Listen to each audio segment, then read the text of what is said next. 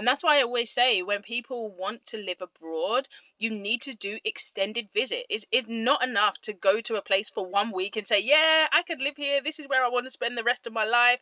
No, you need to get up close and personal with those locals and really see, is this somewhere I can see me spending most of my time? Are these the type of people that I can see myself being associated with? And you only get that kind of when you're doing extended visits. Hey guys, I'm AJ. I'm Shanique. I'm Kazi. So in 2018, we quit our jobs to travel the world and live a freedom lifestyle. We wanted to share our journey with you. So welcome to the family.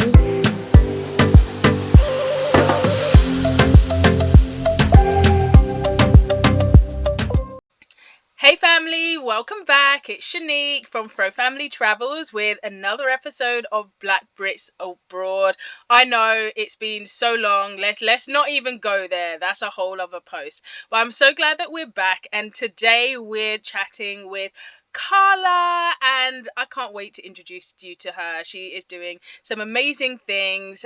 So let's go straight into it. Hey, how you doing, Carla?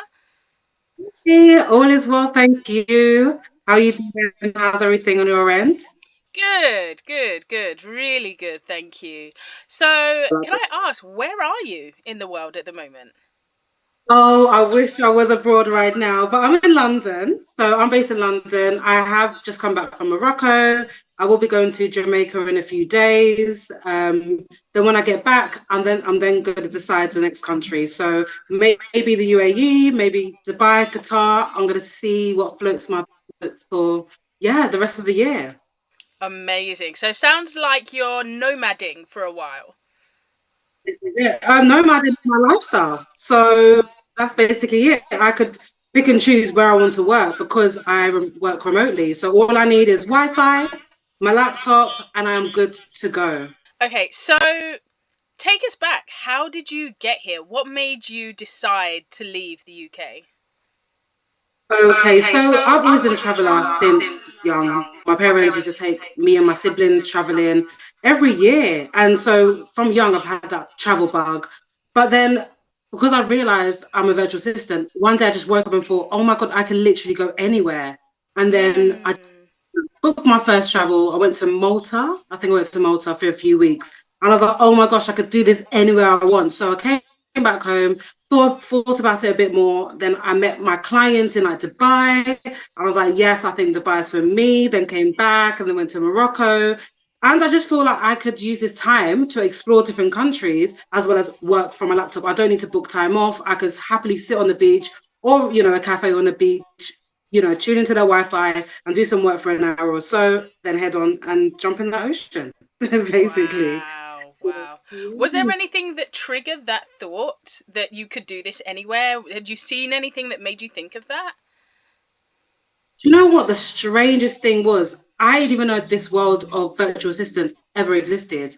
So let's take it back. Where are we now? 2018. So I was based in London and I worked for the US government. So they have a branch in the UK in London. And when I got my laptop, when I joined, they were like, oh, we do 1 day per week at home. And I was like, oh my gosh, I didn't even know this existed.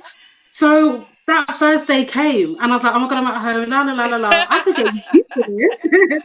Popping away, signing off, going to the shop, coming back, signing back on. And I was like, no, I see myself doing this full time. But what is there out there? What is there that I could do? I've got admin background, office, manager background. I was like, there must be a way.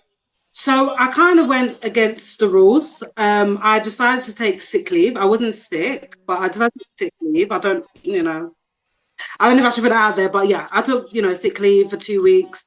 And then I decided to use that time to literally go into Google, type in work from home, admin jobs. And then this phrase kept on coming up, virtual assistant, virtual assistant. Like, oh, so that's what virtual assistants mean.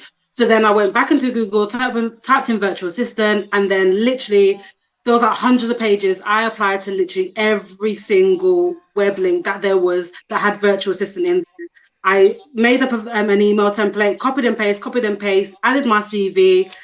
I did it for 2 weeks straight. I got 1,000 no's and 2 yeses. And I was like, this is it. I've actually created my reality basically because I didn't know it existed, but I thought I need to think outside the box. And then fast forward five years online, I'm now here, still doing it, still going strong, and loving every minute of it. Wow. I mean, you say that, you weren't sick when you took that time off, but a lot of us are actually struggling with our mental health. We're not in a place, especially those of us that are melanated. We might have come over, or our parents, grandparents came over during the Windrush generation. This isn't really home for a lot of us.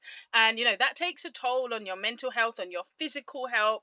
We know that melanated people can be lacking in vitamin D. So you say you weren't sick, but the chances are that you probably were in some manner. And this was one way that, this transition that you've made to working virtually, living abroad, is your way of taking your power and your health back. Yes, that's it. You hit the nail on the head.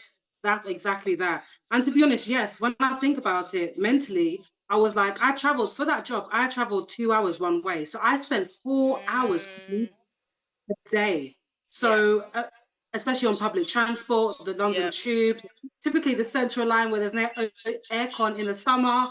Oh my God, I used to get home dripping. I was Ah, literally, but yeah, I'm glad I followed my gut and I made sure that I followed what I wanted to do. And working from home, like I'm not a mother yet, but those that are mothers, or even fathers, that look after their kids, they could do their work and literally do the school run, or they could homeschool. So there's so much opportunity in grabbing the VA world with two hands and making life work around you. yeah. So I'm here for it. I really am. And I'm trying to share it as much as I can. And I'm glad we've collaborated, we've connected, and we're going to spread this Yeah, to our people. absolutely. One of the questions that most people tend to ask is always about how do we earn online income? And I sell digital products, which I do think anybody can do, but I sell spreadsheets, so there is some specialist knowledge in that. My husband is in web development. Yes, there is some, again, possible to do it without the knowledge, but there is some technical knowledge that's needed sometimes. Whereas I feel like from my conversations with you and what I've been hearing, being a virtual assistant, there's so many opportunities and ways that you can be a virtual assistant, that essentially anybody could be a virtual assistant, right? Absolutely anybody. Everyone is experienced and everyone has skills, transferable skills. So whatever you're doing in your work now or your career now, you could take that online, grab it with two hands and become a VA. All you Yeah. got to do is know how to find your clients and remember, self-worth, like how good you are, you know you're taking the ropes, you are leading the way. So like you said, anybody from any background, like you said, IT, administration, digital marketing, everything and anything, literally, so I love the that. world's And I love that. And Carla's part of my WhatsApp, my online WhatsApp group that I started very recently, just the end of last year. And as soon as she dropped her intro, oh, if you're interested in joining the group, I will put the link in the bottom of the video for that. As soon as she dropped her introduction and she talked a bit more about her experience and what she's been doing, the questions that were coming left, right, and center, everybody wanted to know, how have you been doing this? How did you make this happen?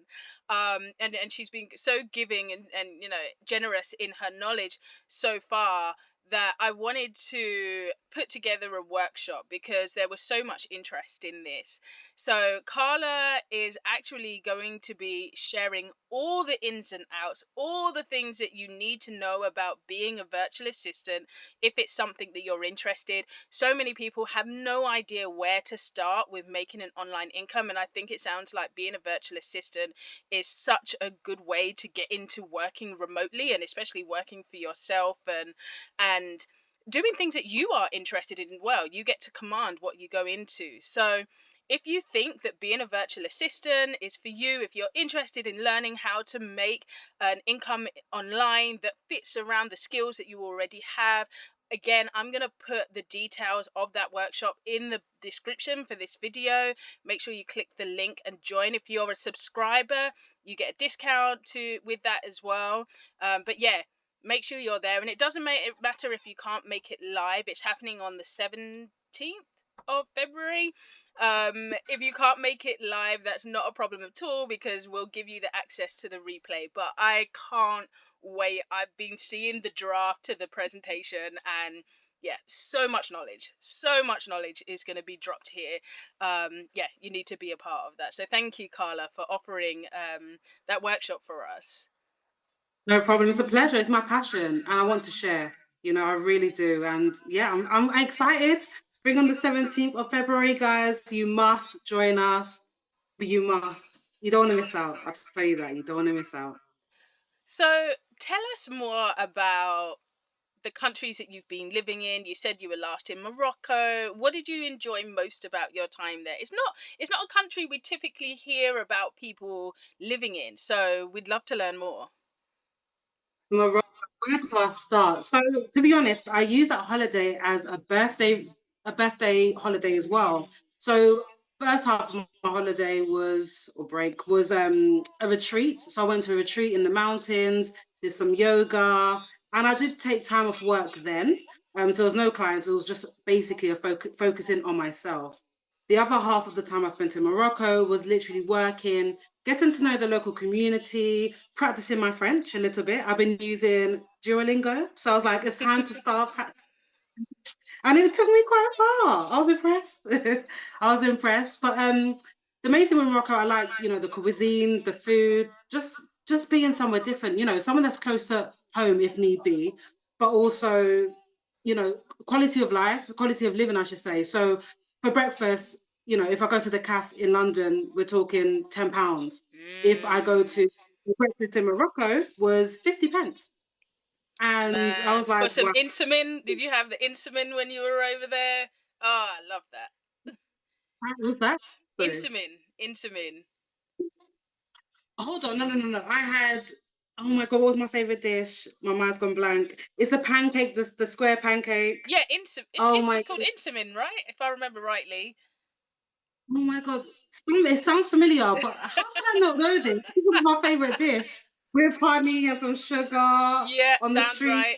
There we Yeah. go. Yeah, so said it. So that was my breakfast. And yeah, what did I like? The internet was quite smooth. I had no issues in terms of, Wi-Fi. There was many co-working spaces as well. I didn't go to many, but they were out there and they're still growing. So I think Morocco, especially Marrakesh, is up and coming. I've seen it quite a few times recently popping up.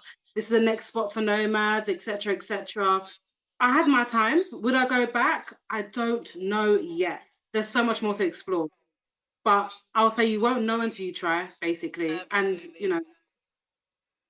different Very places true. offer different people. So yeah, I'll see Very what true. yeah, definitely. Very true.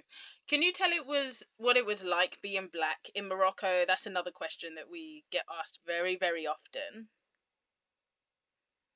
Right. So I've been to Morocco 3 times, and the first 2 times it was fine. I was in the city centre because I think there's a lot of tourists. All was okay, no issues, nothing like that. But when I was alone this last time, late last year, I was constantly reminded every day that I was female and that I was black.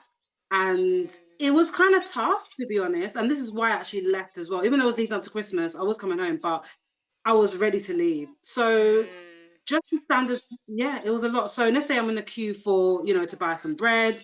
Then we've got a local man to my left. Obviously, I'm standing in the queue for, let's say, 5 minutes. The guy behind the till will serve the guy first. And I'm like, guys, hello, I'm here. Okay, come. I'm like, wow, but you've seen me that I'm there already. Like, I'm in front of you. So I experienced that quite a lot, nearly every single day. mm, Um, and to be honest, I did feel I was out of place. Morocco, they don't, it's an Arabic country. They are in Africa, but you get the vibe that no, we are not in Africa. We're Arabics. We're Arab. We're from the Middle East. We're not in Africa. And sometimes don't speak French to me. Speak Arabic. We don't like French. Speak Arabic. And I'm like, wow, I mm, didn't experience it the first few times that I went. So I'm glad. They say third time lucky. So it did ring a lot of alarm bells when I last went. I didn't want it to bring me down. I made the most of it. And like I said, it's not somewhere that is high on my list to return to be very, very transparent with you guys. So yeah, that's what I experienced. And then since when I've shared it, a lot of people have come out and said, yeah, I've experienced it too. I haven't really shared it, but I have experienced it. I'm like, okay, I wasn't, being a bit too sensitive, but yeah. Yeah, I completely understand that. I think especially when we go on holiday for like very short stints to places, it can be quite a different experience to like when you're doing longer stints or living when you go 2+ weeks. You Yeah. kind of start to see the real country a bit more. I think when you're living on a resort, you're sat right by the beach, people tend to cater to you. You're a tourist. They know, you're here to help them increase their income. So people will cater to you more. But when you're living more, you start to see the real people, and those experiences can absolutely vary depending on where you are. And that's why I always say when people want to live abroad, you need to do extended visit. It's not enough to go to a place for 1 week and say, yeah, I could live here, this is where I want to spend the rest of my life. No, you need to get up close and personal with those locals and really see, is this somewhere I can see me spending most of my time? Are these the type of people that I can see myself being associated with? And you only get that kind of when you're doing extended visits. Fun. That's because that was me when I first went to Morocco. Oh my God, I can imagine being here. 1 weekend, like, yeah, I can live here. So I totally get it. And I do that with every place, every holiday. There's been a week. I want to come back here. But oh dear. But yeah, going back to Jamaica, I'm looking forward to that. So that'd be different. Have you been to Jamaica before? I have, but as a teenager, not as an adult. So Okay. this, so I'm looking forward to this new experience. I'm open, my hands are open. I welcome it all, and yeah, I've got 48 hours. Not like I'm counting down or anything, but yeah, 48 Oh, real hours. soon. That's very, very soon. Wow. How long are you going to be out for there? So, well, I booked for 10 days, but I want to see how I go. This always happens. I book a ticket, I end up extending it twice. So yeah, Wow. let's see. Let's see. That's the I've taken my lifestyle. time. Yeah, this is That's it. that's the lifestyle. I love the idea of, so you're traveling on a one-way ticket. Are you traveling on a one-way ticket, or you're just going to change your return? It's a return, but I'm going to Okay. see how I. Yeah. So yeah, I'm gonna see how I feel. What if I extend it a week, a few weeks, a month? I don't know until I get there and see how I feel. Yeah. But this is the pattern for me. I'm always extending tickets, so we shall see. Nothing wrong with that. And when you've literally curated your lifestyle, you can do that. Most people don't have that luxury. How amazing that you can decide, don't want to return yet. I love that. Thank you so much for sharing that. And this is for all our action takers. I'm looking forward to seeing you with our workshop on becoming a virtual assistant with Carla on Saturday, the 17th of February. Everything's in the link below, and we look forward to seeing you then. Carla, thank you so much for joining us. Family, thank you again for another awesome video. We'll see you soon. Take care. Bye bye.